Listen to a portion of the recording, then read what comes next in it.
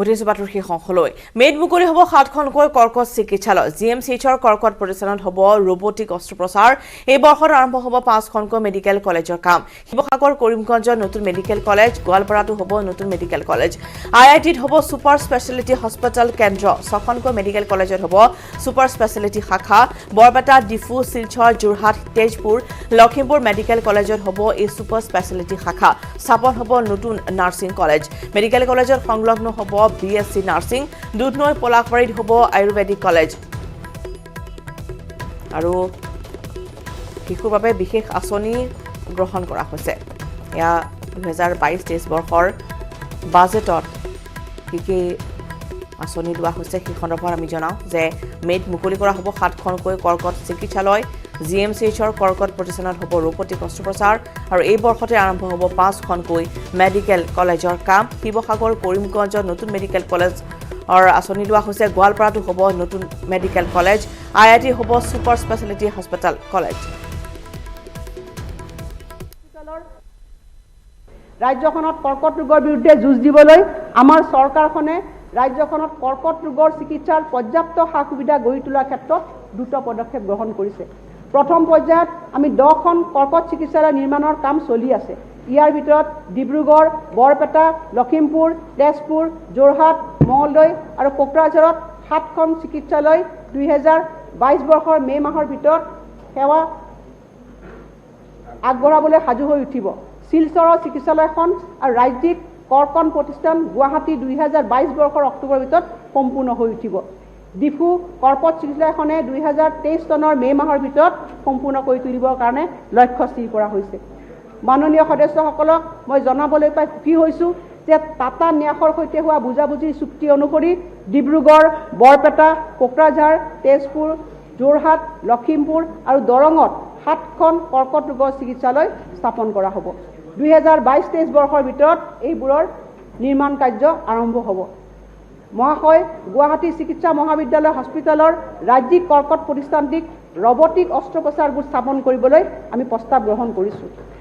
আমাৰ চৰকাৰে মাননীয় প্ৰধানমন্ত্ৰীৰ সপোনৰ আৰ্হিত অসমৰ প্ৰতিখন জিলাতে এখনকৈ চিকিৎসা মহাবিদ্যালয় স্থাপন কৰিবলৈ লক্ষ্য লৈছে বৰ্তমান 8খন চিকিৎসা মহাবিদ্যালয় আৰু হস্পিটেল ইতিমধ্যে সম্পূৰ্ণৰূপে কাৰ্যক্ষম হৈছে ধুবুৰী নলবাৰী নগাঁও কোকৰাঝাৰ আৰু তিনিচুকীয়াত চিকিৎসা মহাবিদ্যালয় নিৰ্মাণৰ কাম প্ৰায় সম্পূৰ্ণ হোৱাৰ পথত বিশ্বনাথ চৰাইদেউ আৰু গুৱাহাটীৰ দ্বিতীয়খন চিকিৎসা মহাবিদ্যালয় প্ৰাগজ্যোতিষপুৰ চিকিৎসা মহাবিদ্যালয় নিৰ্মাণৰ আনুষংগিক কাম কাজ আৰম্ভ হৈছে ধেমাজি বঙাইগাঁও মৰিগাঁও গোলাঘাট আৰু তামুলপুৰ চিকিৎসা মহাবিদ্যালয় বিতং প্ৰকল্প প্ৰতিবেদন প্ৰস্তুত কৰা হৈছে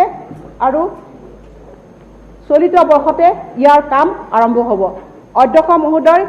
এইবাৰ আমি 3খন জিলাত আমি 3খন নতুন চিকিৎসা মহাবিদ্যালয় স্থাপনৰ কাৰণে মই প্ৰস্তাৱ আগবঢ়াইছোঁ 3খন জিলাত অধ্যক্ষ মহোদয় সেই 3খন জিলা হৈছে শিৱসাগৰ কৰিমগঞ্জ আৰু গোৱালপাৰা এই 3খন জিলাতে আমি অধ্যক্ষ মহোদয় 3খন নতুন চিকিৎসা মহাবিদ্যালয় ইয়াত স্থাপন হ'ব অধ্যক্ষ মহোদয় ৰাজ্যখনৰ জনসাধাৰণৰ বাবে IIT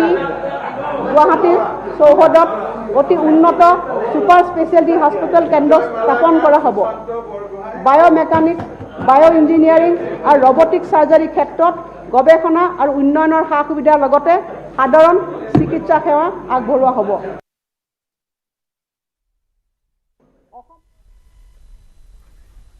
অফলে গুৱাহাটীত নতুন চহৰৰ প্ৰস্তাৱ লোৱা হৈছে 1000 একৰ ভূমিৰে স্থাপন হ'ব চহৰখন অমৃত জিআইজি নামেৰে হ'ব এই নতুন চহৰ অসম হ'ল অন্যান্য উত্তৰ পূৰ্বাঞ্চলীয় ৰাজ্যসমূহ আৰু দক্ষিণ পূব এছিয়াৰ অন্যান্য দেশসমূহৰ দুৱাৰস্বৰূপ অসমৰ অমৃতকালৰ সময়ছোৱাত নতুন যুগৰ সূচনা কৰিবলৈ ইয়াৰ নতুন আকাংক্ষাক বিশ্বমানৰ সংহত বাণিজ্যিক মহানগৰ অমৃত গুৱাহাটী সংহত গোলকীয় মহানগৰে পৰিচিত কৰাৰ প্ৰস্তাৱ গ্ৰহণ কৰা হৈছে নতুন অমৃত মহানগৰে আমাৰ সংস্কৃতিৰ গভীৰতালৈ শিপাইছে আৰু নতুন অসমৰ নতুন উচ্চাকাংক্ষা নতুন আশা আৰু এক নতুন সেউজালিক সামৰি ল'ব প্ৰস্তাৱিত অমৃত মহানগৰখনে 1000 একৰ ভূমিত সম্পূৰ্ণভাৱে পৰিকল্পিতভাৱে গঢ়ি তোলা হ'ব আৰু নতুন যুগৰ আৱাসিক তথা সামাজিক আন্তঃগাঁথনিৰ লগতে পৰৱৰ্তী প্ৰজন্মৰ উদ্যোগৰ বিশ্বমানৰ আন্তঃগাঁথনিৰে মিশ্ৰণেৰে সংহত কৰা হ'ব আৰু এবাৰৰ বাজেটক লৈ প্ৰশংসা কৰিছে বিজেপিৰ ৰাজ্য সভাপতি ভৱেশ কলিতাই। অসম বিধানসভাৰ প্ৰতিনিধিত্ব সদনত অসম চৰকাৰৰ সন্মানীয় বিত্তমন্ত্ৰী শ্ৰদ্ধেয় অজন্তা নায়ক বাইদেৱে আজি বাজেট উত্থাপন কৰে আৰু এই বাজেটখন অসমৰ সকলো জাতি জনগোষ্ঠীৰ সম বিকাশ সম উন্নয়ন এখন বিকাশমুখী এই বাজেটখনৰ জৰিয়তে আগন্তুক বৰ্ষত অসমখনত বিভিন্ন শিতানত আগবঢ়াই লৈ যোৱাৰ যি প্ৰয়াস এই প্ৰয়াস আমি দেখিবলৈ পাইছোঁ। বাজেটৰ প্ৰতিটো দফা প্ৰতিটো এনাউন্সমেণ্টক আমি উষ্ম আদৰণি জনাইছোঁ ভাৰতীয় জনতা পাৰ্টি অসম প্ৰদেশৰ তৰফৰ পৰা। আৰু লগতে এই বাজেটখনে সৰ্বসাধাৰণ জনতাক চুই যাবলৈ সক্ষম হৈছে। কেইবাটাও নতুন এনাউন্সমেণ্ট আছে, কেইবাখনো নতুন জিলাত নতুনকৈ মেডিকেল কলেজ হ'বলৈ গৈ আছে, কেঞ্চাৰ হস্পিটেল হ'বলৈ গৈ আছে,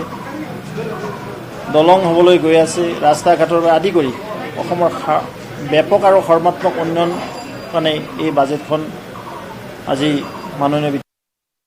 বিত্তমন্ত্ৰী ডাঙৰীয়ানে বাজেট দাখিল কৰিলে আৰু বাজেট শিক্ষা খণ্ডৰ বাবে যথেষ্ট আশাব্যঞ্জক। প্ৰায় 20,000 কোটি টকা পুনৰবাৰ শিক্ষা কেন্দ্ৰ আমাৰ প্ৰাথমিক মাধ্যমিক আৰু উচ্চ শিক্ষা মানে ইয়াতে কাৰিকৰী শিক্ষাটো অন্তৰ্ভুক্ত হৈ আছে আৰু ইয়াৰ কাৰণে 20,000 কোটি টকাৰ বাজেট ৰাখিছে। নতুন নতুন আন্তঃগাঁথনি নিৰ্মাণৰ কাৰণে